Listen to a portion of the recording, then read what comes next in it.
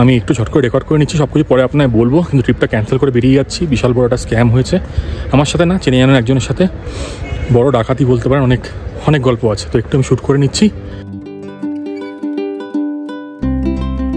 পেয়ে গেছিলাম একটা লং উইকেন্ড, আর সেই লং উইকেন্ডে একদম ইমপ্রম্পটু একটা প্ল্যান করে চলে গেছিলাম কোয়েম্বাটুর, আর সেখান থেকে উটি। প্ল্যানটা ছিল বর্ষায় পাহাড় কীরকম লাগে, স্পেশালি নীলগিরি কীরকম লাগে সেটাই আপনাদের দেখানোর। কিন্তু মাঝ রাস্তায় এমন কিছু বাধা পড়লো, তাই বাধ্য হলাম উটি থেকে ফিরে আসতে।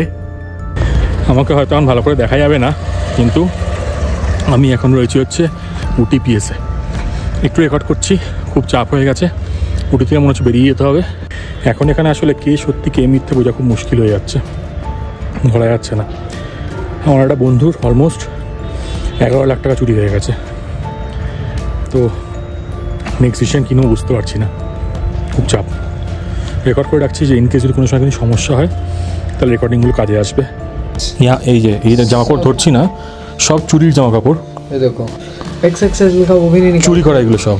আমরা এখন ঘরে চলে এসেছি, আমরা এখন বেরিয়ে যাচ্ছি। এখানে কিন্তু একদমই সেফ লাগছে না, সত্যি কথা বলতে, কিচ্ছু বাড়িয়ে বলছি না।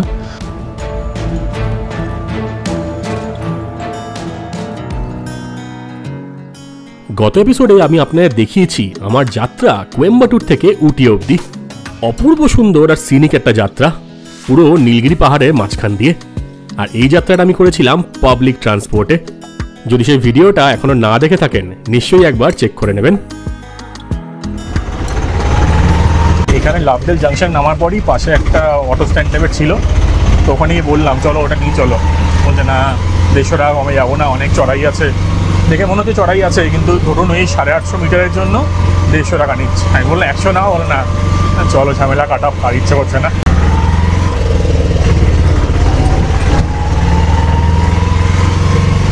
আর এখন যেরকম এলিভেশনে উঠছি মনে হচ্ছে এখান থেকে ভিউটাও ভালো হবে। তো দাদাকে জিজ্ঞেস করলাম যে কত টাকা নেবে, তো বলছে সারাদিন ধরে উটি ঘোরার জন্য 2000 টাকা নেবে, যেটা আমার একটু বেশি লাগছে।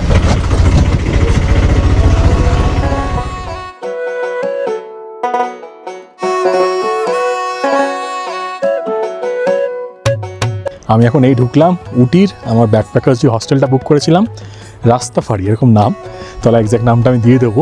আর দারুণ সুন্দর লোকেশনে অবস্থিত, মানে যে প্রপার উটি, যেটা 3.5 কিলোমিটার দূরে এখান থেকে, সেটা একটু ঘিঞ্জি জায়গা। তো এই জায়গাটা কিন্তু একদম পারফেক্ট, যদিও রাস্তাটা একটু খারাপ ছিল, কিন্তু এখান থেকে দৃশ্য যা দেখতে পাওয়া যাচ্ছে জাস্ট অস্বাভাবিক সুন্দর। আপনাদের একটু ড্রোন ভিউতে দেখাচ্ছি, কারণ একটু পরেই সানসেট হয়ে যাবে, তখন আলো পাবো না। এই লাইটটা একদম পারফেক্ট লাইট, হেভি লাগছে, মানে এত সুন্দর লাগছে কি বলবো। চারিপাশে এরকম পুরো নীলগিরি যে টি প্ল্যান্টেশনগুলো আছে না, সেগুলো দেখতে পাওয়া যাচ্ছে। দূরে দূরে ছোটো ছোটো বসতি, এরকম ছোটো ছোটো মানে কিছু কিছু চাঙ্ক এরিয়াতে আর কি বাড়িঘর তো রয়েছে। ওয়েদারটা ভালো, তাই জ্যাকেটও পরে নিয়েছি, ভালো বলতে কি ঠান্ডা আছে। আর হস্টেলটাও বেশ সুন্দর, সেরকম খুব একটা লোকজন নেই হস্টেলে যদিও, কিন্তু ভালো লাগছে, হেভি লাগছে।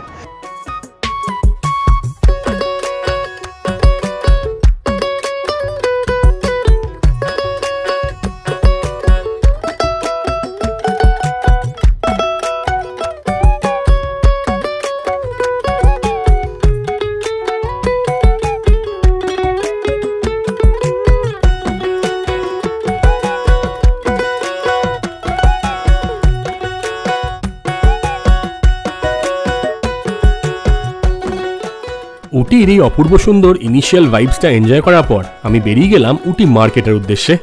আমি যে কোনো জায়গাতেই যাই সেখানকার মার্কেটটা কিন্তু নিশ্চয়ই দেখব, কারণ বাজারেই রয়েছে আসল মজা।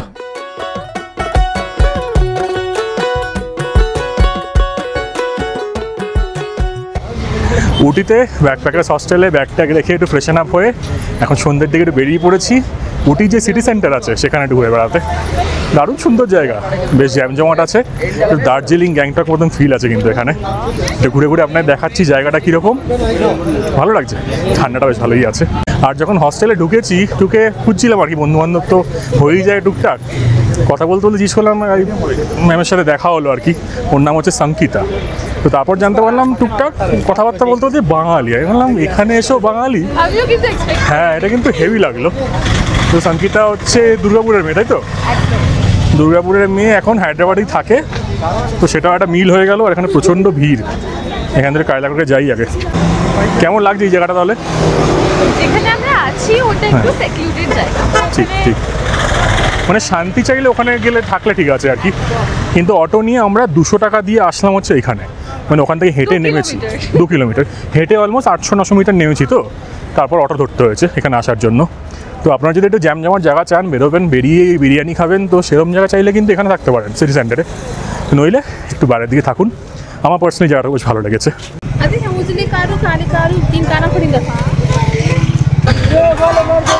এখানে টুকটাক স্ন্যাক্সের দোকানও আছে দেখুন।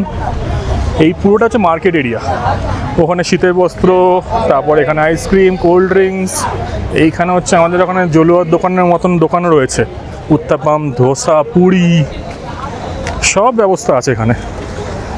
এগুলো লোকাল জায়গা পুরো একদম মনে হচ্ছে। এই দেখুন মুদিখানার দোকান, কেক পেস্ট্রি পাওয়া যাচ্ছে, চকলেট কিন্তু এখানে সব জায়গাতে দেখছি, এখানে লোকজন মানে চকলেটটা বেশি খায়, আর এখানে একটা এটা কেনার জন্য ভালো জিনিস মনে হয়। এই দোকানগুলো বাইরে সুন্দর গন্ধও বেরোচ্ছে, এসেনশিয়াল অয়েলস, হ্যান্ডমেড চকলেটস, মুন্নারও দেখেছিলাম, চেক করবে? চলো দেখে আসি।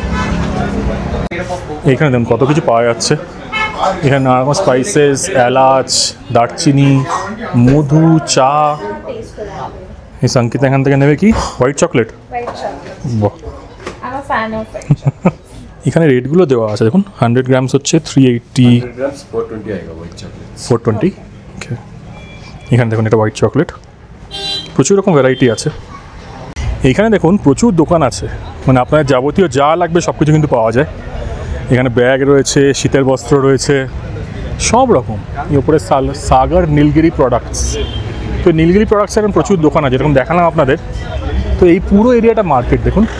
ওই দিকে একটা চার্চও দেখতে পাচ্ছিলাম, সেই চার্চে এখন আলোটা মনে হয় জ্বলছে না, ওই যে ওদিকে চার্চ রয়েছে। তবে ওয়েদারটা একদম খাসা, দারুণ লাগছে, ঠান্ডাটাও বেশ ভালো আছে, মানে গরম থেকে চলে এসে, স্পেশালি আপনারা যদি কলকাতা থেকে আসেন এখানে, মানে গরম থেকেই ঠান্ডা এত হেভি লাগবে। সবই মোটামুটি টুরিস্টি জিনিসপত্র এখানে দেখুন, জামা কাপড় এইসবই রয়েছে। এইখানে দেখুন পানিপুরি স্পট, এখানে পানিপুরি, কার্ড পুরি, সেফ পুরি সব পাওয়া যায়। খেয়ে দেখি ব্যাপারটা কেমন, একটু কলকাতার ফিল তো পাবো না জানি, কারণ দেখেই বুঝতে পারছি এটা সেই ফ্রাইংস যেগুলো হয় না প্যাকেটে পাওয়া যায়, সেগুলো দিয়েই বানানো। দেখা যাক, তোমার কি লোভ লাগছে একটু? হলো লাগছে না? এগুলো দেখে ঠিক আছে, কিছু করার নেই, আর আমরা দুধের স্বাদ গোলে মিটিয়ে নিচ্ছি, কিচ্ছু করার নেই। ছোটোখাটো ফুচকাচ কিছু খেতে ইচ্ছে করছে, তো খেয়ে দেখি। পেঁয়াজ দেয়, পেঁয়াজ জিনিসটা আমার খুব একটা জমে না, বাট ঠিক আছে যা পাওয়া যায়। ভাইবটা পুরো একদম দার্জিলিংয়ের মতনই, আমাদের সেই ব্যাঙ্গালোরে যেরকম ফোয়ারা রয়েছে, এটা একটু বড়ো সংস্করণের ফোয়ারা, আর এখানে লেখা আছে আই লাভ উটি। এখানে কালকে যে ছবি তুলবো, এখানে ছবি না তুললে জীবনটাই ব্যর্থ হয়ে যাবে। এবার এই দিকটায় যাচ্ছি, এইদিকে প্রচুর ননভেজ রেস্টুরেন্ট দেখতে পাচ্ছি, তো সেদিকেই যাই, একটু গিয়ে দেখি কী কী খাবার দাবার পাওয়া যাচ্ছে। ফুচকাটা পুরো একদম চোখের জল মুছতে মুছতে খেলাম, বড়ই কষ্ট হলো, কিন্তু কী করা যাবে। এখানে সুন্দর সুন্দর কাবাব আছে, দেখাচ্ছি। এই যে ননভেজের জন্য বেশ ভালো, শর্মাও আছে কিন্তু ওখানে। কী খাবে? হ্যাঁ সবই হায়দ্রাবাদ যাই বলো, স্টিল এখানে দেখে ভালোই লাগছে।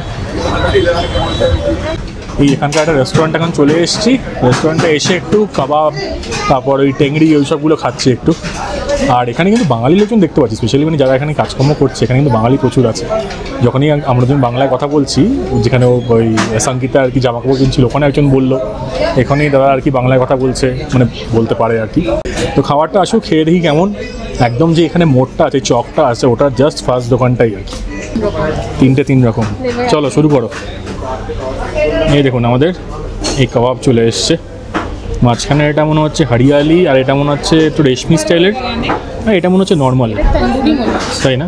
বহুত গরম। খেলাম এই দোকানটা থেকে আল মদিনা, এখানে হচ্ছে 80 টাকা করে, 240 টাকা আমাদের টোটাল। এবার ওদিকে যাই, ওদিকে কিছু নতুন কিছু খাওয়ার খোঁজ খবর করি একটু। এইখানে পরপর দোকানে দেখুন, পরপর দোকান, এগুলো সব নন ভেজিটেরিয়ানদের জন্য একদম পারফেক্ট। এখানে বিরিয়ানিও আছে, কী খাবে? এই হস্টেলটা হচ্ছে কমন স্পেস, দেখুন কি সুন্দর জায়গাটা। আমরা এখানে সব বসে গল্প গুজব করছিলাম, আর এইখানে কিন্তু এই মাইক্রো রাখা আছে, মাইক্রোওয়েভ রাখা আছে, এখানে জলের ডিসপেন্সার আছে, টুকটাক চাটা বানানো যায়, কিন্তু ইন্ডাকশানটা নেই এখানে, মানে ফুল কিচেন নেই। এখানেই এই বিরিয়ানি আনা আছে, এটা গরম করব, গরম করে রাতে ডিনারটা সেরে নিই।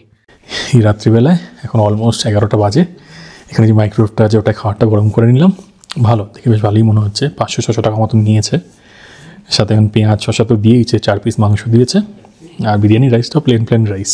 আর বেশি ফুড রিভিউ দিচ্ছি না, দেখাচ্ছি আপনাদের খাবারটা। এই দেখুন, এই হচ্ছে আমাদের মান্ডি বিরিয়ানি। এই মাংস দিয়েছে 2 পিস, 4 পিস টোটাল আর কি। আমরা ভাগ করে খাচ্ছি শেয়ার করে। কেমন লাগছে বলো? ভালো? Not like Hyderabadi mandi, but okay, मतलब काम चलाओ। ওইটার সাথে কম্পেয়ার করে লাভ নেই সত্যি বলতে। পরের দিন সকাল সকাল উঠে সুইগি থেকে অর্ডার করা ধোসা খেয়ে আমি বেরিয়ে পড়েছিলাম উটি থেকে কুন্নুরের সেই বিখ্যাত টয় ট্রেন যাত্রা এক্সপিরিয়েন্স করতে। দারুণ সুন্দরভাবে ক্যাপচার করি এই গোটা যাত্রা, কিন্তু আপনাদের সেটা দেখাবো নেক্সট পর্বে। কারণটা কি সেটাও বলছি। যেদিন এই টয় ট্রেন যাত্রা করি তার পরের দিন এমন কিছু ঘটনা ঘটে, সেই জন্য আমাকে ফিরে আসতে হয় উটি থেকে। পুরো ব্যাপারটাই খুবই ট্রমাটিক ছিল এবং সেই জন্য কিছু মনও লাগছিল না, মানে কানে কাজ দিয়ে বেরিয়ে গেছে, হয়তো জীবন সংশয়ও হতে পারত। প্রথমে ভেবেছিলাম আপনাদের সেগুলো বলবো না, কিন্তু না বললে আপনাদের অ্যাওয়ারনেসটা কিন্তু হবে না। তাই যারা দুর্দান্ত সুন্দর উটির টয় ট্রেন যাত্রা দেখতে চাইছেন সেটা আসবে নেক্সট পর্বে। এবার চলুন আপনাদের বলি অ্যাকচুয়ালি কি হয়েছিল উটিতে। সত্যি বলতে কোনো কাজেই মন লাগছিল না, সেই জন্য ভিডিও আপলোড করতেও পারছিলাম না। আপনারা অনেকেই প্রশ্ন করেন যে ভিডিও আপলোড কেন হচ্ছে না, কিন্তু লাইফে কোনো সময় এমন ফেজ যায় যখন কোনো কাজই করা সম্ভব হয় না। যেদিন টয় ট্রেন যাত্রা করে আসি সেদিন রাত্রিবেলা এসে টুকটাক সবাই মিলে খাওয়া দাওয়া করি, এবং আমাদের এই হস্টেলে একটা ছেলে ছিল যে হচ্ছে আসল স্ক্যামার। সেই ছেলেটি হয়তো অনেক কিছুই করতে পারত, আমার লাক ভালো ছিল, একটুর জন্য হয়তো বেঁচে গেছিলাম। কিন্তু হস্টেলে আরেকটি ছেলে ছিল যার অলমোস্ট 12 লাখ টাকা মতন চলে যায়। সেই সময় কন্ডিশনটা এতটাই খারাপ ছিল কিছু আর রেকর্ড করতে পারিনি, কারণ সারাদিন পুলিশ স্টেশনেই ছিলাম, মানে উটি পুলিশ স্টেশনে। আমার এই হস্টেলের বন্ধুর পার্স চুরি করে, কার্ড চুরি করে নেয়, ফোন চুরি করে নেয় এবং সেখান থেকে প্রচুর টাকা তুলে নেয়। আর আমাদের যা মনে হচ্ছে রাত্রিবেলায় আমাদের কিছু খাইয়েও দিয়েছিল। আর হস্টেল যেটা ছিল সেটার সিকিউরিটি কিন্তু খুবই খারাপ ছিল। কোনো ব্যবসাকে ছোট করা আমার উদ্দেশ্য নয়, কিন্তু এই জিনিসগুলো আপনাদের সাথে শেয়ার না করলে আপনারাও জানতে পারবেন না কোথায় কি হয়। কারণ আমি নিজেই দেশে এবং বিদেশে প্রচুর হস্টেলে থেকে এসেছি, কোনো সময় কিন্তু এরকম এক্সপিরিয়েন্স হয়নি।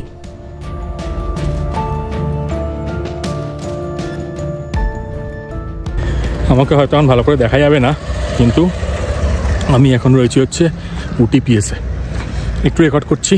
খুব চাপ হয়ে গেছে, উটি থেকে মনে হচ্ছে বেরিয়ে যেতে হবে, চাপ আছে।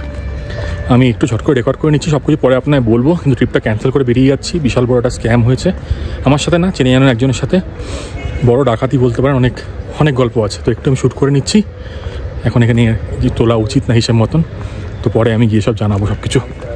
এখন এখানে আসলে কে সত্যি কে মিথ্যে বোঝা খুব মুশকিল হয়ে যাচ্ছে, ধরা যাচ্ছে না। আমার একটা বন্ধুর অলমোস্ট 11 লাখ টাকা চুরি হয়ে গেছে, তো নেক্সট ডিসিশন কিনেও বুঝতে পারছি না, খুব চাপ। রেকর্ড করে রাখছি যে ইনকেস যদি কোনো সময় কোনো সমস্যা হয় তাহলে রেকর্ডিংগুলো কাজে আসবে।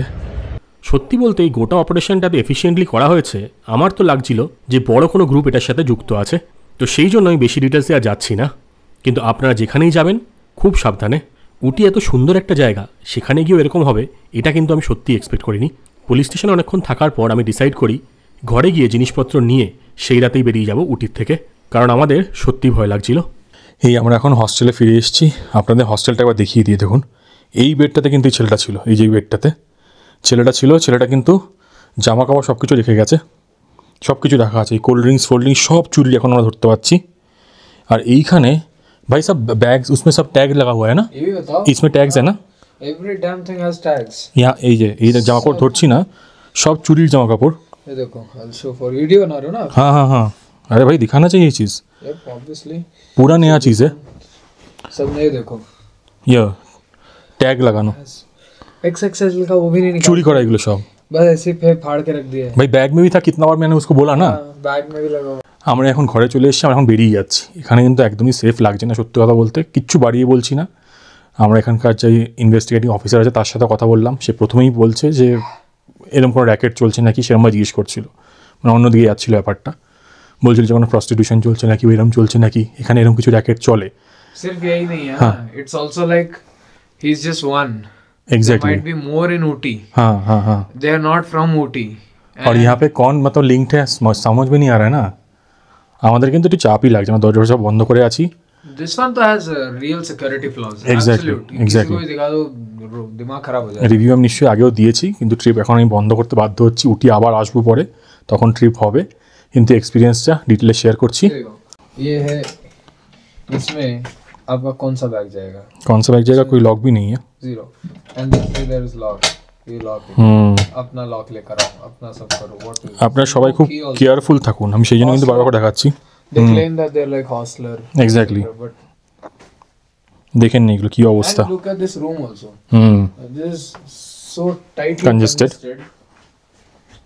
so easy হুম দেখুন এখানে কিন্তু ঘটনা ঘটেছে Bhabesh and so dimly lit exactly ভবেশের ব্যাগটা কিন্তু এখানটাই ছিল এইখানে ভবেশের ব্যাগ রাখা ছিল এখান থেকে তুলেছে इतना बड़ा बैग है उसको मुझे कैसे रखूंगा হুম আমরা এখন বেরিয়ে যাচ্ছি এখান থেকে আমরা চলে যাব কোয়েম্বাটুর গাড়ি বুক করে নিচ্ছি মেক মাই ট্রিপ থেকে সেখান থেকে হয়তো আমরা ফিরে যাবো হায়দ্রাবাদে আর কোনো সেরকম অপশান দেখছি না তো আপনার সব কিছু হয়তো সরি আমি একটু চাপে আছি হয়তো আমরা আপনাদের আগে শেয়ার করেছি বা করব কিন্তু এখন বেশি কিছু বলছি না হায়দ্রাবাদ পৌঁছে বা কোয়েম্বাটুর পৌঁছে সব কথা হবে সব কিছু বলবো আপনাদের এই অ্যাওয়ারনেস ভিডিওটা শেয়ার করছি আপনারা কিন্তু এগুলো শেয়ার করে সবাইকে জানাবেন যে কী হচ্ছে না হচ্ছে কেয়ারফুল থাকবেন বারবার করে বলছি আমি এত দেশ এত জায়গায় ট্রাভেল করার পরও হস্টেলে থাকি সব জায়গায় থাকি কিন্তু এইগুলো হবে এটা কিন্তু এক্সপেক্ট করিনি খুব খুব সাবধানে থাকুন এই 11:30টার সময় বেরিয়ে যাচ্ছি লাগেজ ফাগেজ নিয়ে গাড়ি নিচে আছে সাংঘাতিক এক্সপিরিয়েন্স বাপরে মনে থাকবে সারা জীবন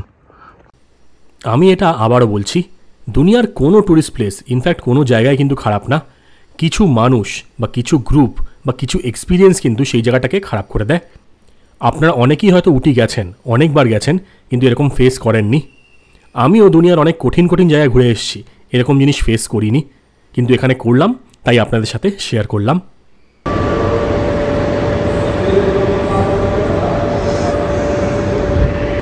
এই ফাইনালি এখন চলে এসেছি কোয়েম্বাটুর এয়ারপোর্টে এই ট্রিপটা কন্টিনিউ করছি না ফিরে যাচ্ছি এত বাধা পড়ছে এত বড় বড় বাধা পড়ছে এখন বা বড় বাধা পড়লে এখন ফিরে যাই আর ভিডিওটা এখানেই শেষ করছি ফ্লাইট কাটলাম এখান থেকে কোয়েম্বাটুর থেকে হায়দ্রাবাদ 6,500 টাকা পড়লো কিন্তু কিছু করার নেই চলে যেতে হবে এখন তো দেখা হবে আপনার সাথে নেক্সট পর্বে টিল দেন আপনারা সকলে ভালো থাকবেন আর ঘুরতে থাকবেন আর মনে রাখবেন জীবন কিন্তু একটাই আপনারা ভুলবেন না কি বলেছি এগুলো মাথায় রাখবেন ট্রাভেল করার সময় এগুলো কিন্তু খুব কাজে লাগবে সেটা বারবার করে বলে রাখলাম প্রচণ্ড ঘুম পেয়েছে শরীরটাও ভালো নেই তো টাটা